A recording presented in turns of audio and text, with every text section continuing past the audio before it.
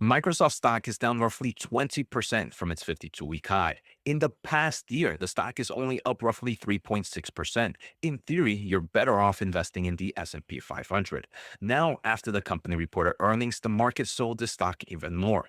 And on today's episode, I want to see, is the market correct, or is this a buying opportunity for this Max 7 giant? Let's take a closer look in today's episode. If this is your first time here, my name's Jose Najarro. I do have a master's in electrical engineering, and I've worked at some pretty cool places. Now, my overall portfolio is focused in the AI tech space, and that goes from hyperscalers, from AI infrastructures to AI chip companies, right? So that is the core market because I do believe that this AI space and this AI technology is going to completely change how business is done.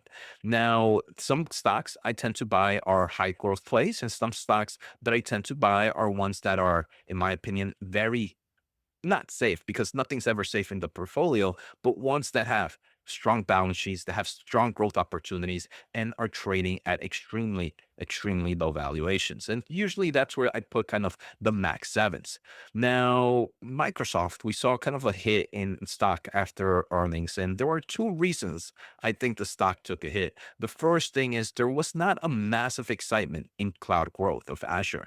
The other thing is there was a bit of RPO that is pretty much only meant for OpenAI.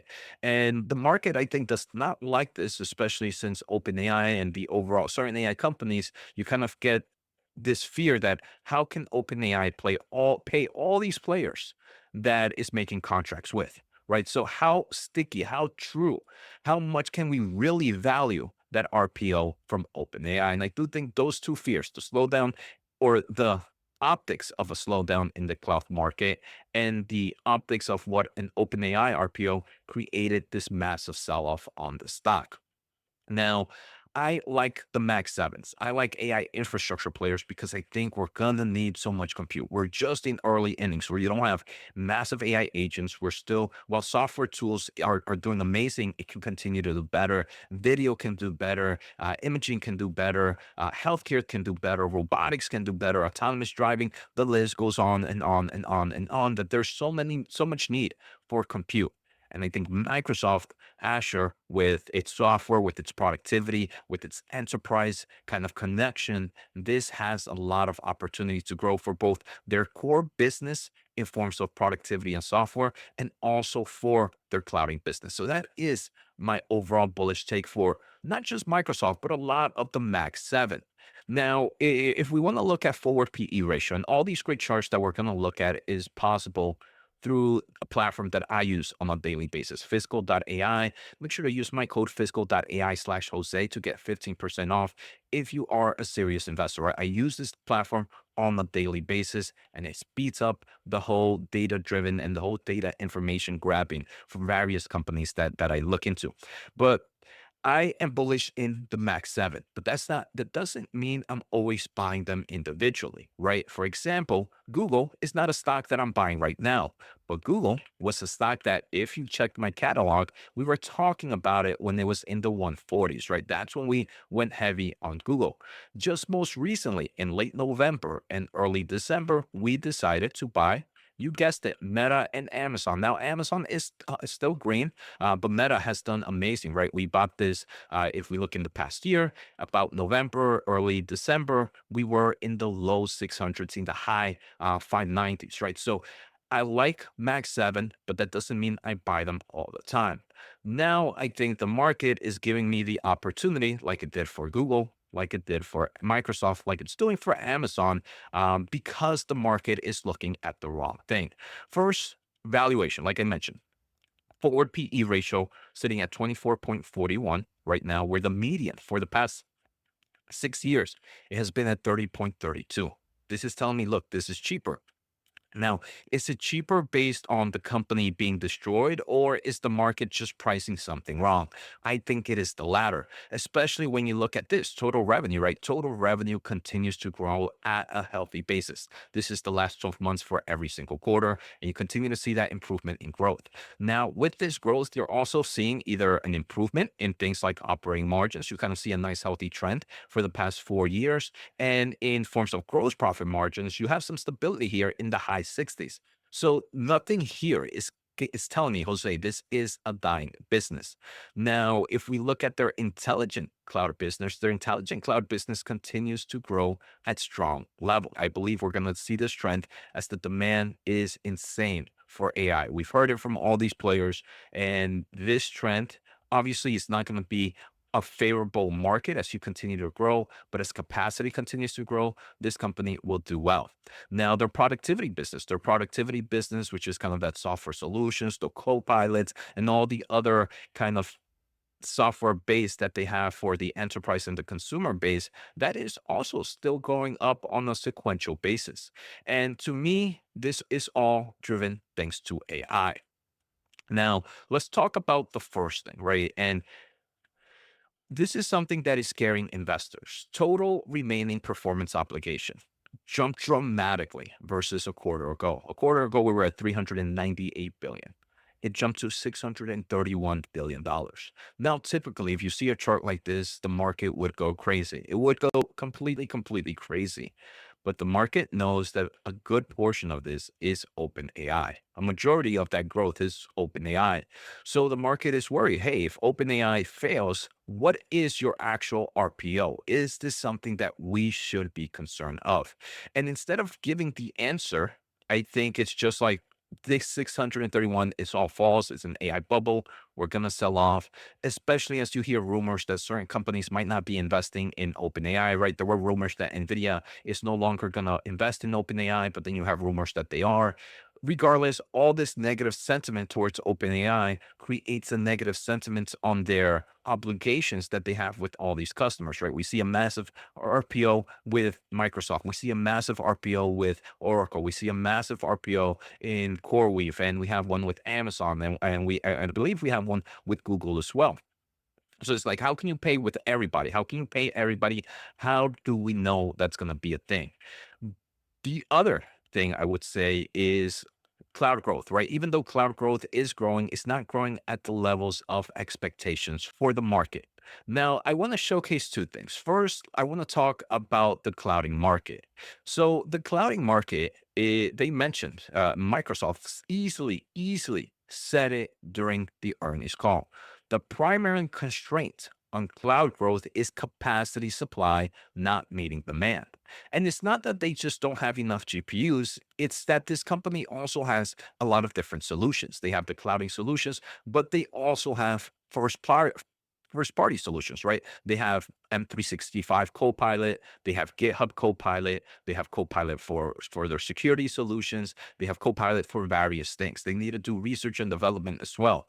So Microsoft has to think about the long-term game, right? They don't just want to be a cloud business. They can't just give all their supply to the cloud market. They have to give supply to their other first-party players or first-party software solutions, and they have to give GPUs and capacity and AI infrastructures to their research and development teams to stay ahead of this curve, right? Sure, you might have infrastructure now, but you also need to make sure you continue to be that software player. Now, that alone is creating a bit of a capacity growth on the cloud. They even mentioned if they had taken the GPUs that came online in quarter 1 and quarter 2 in terms of GPUs and allocated them to the cloud business, that cloud business would have actually grown over 40%. So if this was a pure AI infrastructure player, the number of cloud growth is would have been amazing. Now the market doesn't see it like that. They just want pure cloud growth. Now I think that's in the short term, uh very short-minded viewpoint, right? You want them to succeed obviously in cloud. You want them to grow as much market share, but you also want to make sure that they are providing great solutions with everything else they have. You want them to lead in that Copilot that enterprise players are using. You want them to lead in kind of all the GitHub, right, for the coding and so much more. So if for me as an investor who's investing in long-term thesis, you're telling me you're making sure that you're growing.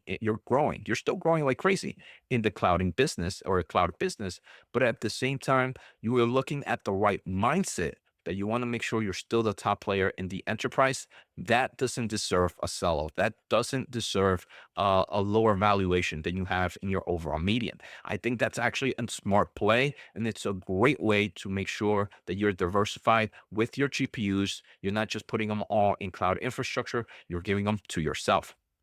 Now, so I think the cloud market is an overreaction. The second thing that we did see was kind of that customer base of OpenAI. They mentioned that approximately 45% of their commercial RPO is from OpenAI. Now, some might say that's insane, but the 55%, that's telling me 55% is still some other business. That's not OpenAI. 50% of 631 is 315. So 55% is probably closer to 330, $340 billion. That is still wild. That is still wild to me. Those are some crazy numbers. And it showcases that there's still a lot of demand. Not only that, they even told us that the business outside of OpenAI grew 28% year over year. So to me, that is again, why would I be worried about this RPO? We're still in the hundreds of of dollars. And OpenAI, while the market thinks it's going to go under, they're doing massive funding, right? They're expected to raise an extra $100 billion. While OpenAI may eventually fail, I don't think that failure is happening this year or even mid next year. So within the next 12 to 18 months, this is still a company that's going to have plenty of funds to pay that RPO balance that they have promised, right? And I'm not saying in 18 months it's going to go down, but from the data that we have today, I don't see this company going down within the next 18 months. They have plenty of funding. They're going to be able to pay off. So that RPO within the next 18 months is very healthy. So that is, again, it's not the full 45%. It might be in the low digits, might be like 10% the next 18 months just from OpenAI. But still, it tells me that OpenAI can definitely fund the next 12 and 18 months from there. And as we see maybe more improvements in AI, we see more funding, that time ladder grows even higher and higher. And the success of OpenAI paying this massive RPO is definitely possible. So the market is scared on those two things. And to me, I find this as a massive opportunity, especially when I look at a valuation that I really enjoy, the forward PE rate, right? Forward PE, this is one of the cheapest it's been. Not the cheapest, but it's one of the cheapest it's been since 2020, right? And we're 2026. Sometimes 2020 seems like a short time, but it is 2026, 6 years, right? And we're sitting at great valuations. We're sitting in a market where software and productivity is going to definitely benefit dramatically with AI solutions. Microsoft has made partnerships with Anthropic recently, which now they're going to integrate it into their co-pilots. We're seeing growth in Azure. They're releasing their own form of AI chips. What is there not to like? I think many people, again, it's usually a trend. We're going to hear and see a lot of negative press on Microsoft. You can continue to see the stock price go down, but within a year, I think these are going to be great values that I am purchasing on. So I hope you guys enjoyed today's episode. Take care, have a good day, and make sure to check out fiscal.ai/Jose to get that 15% off.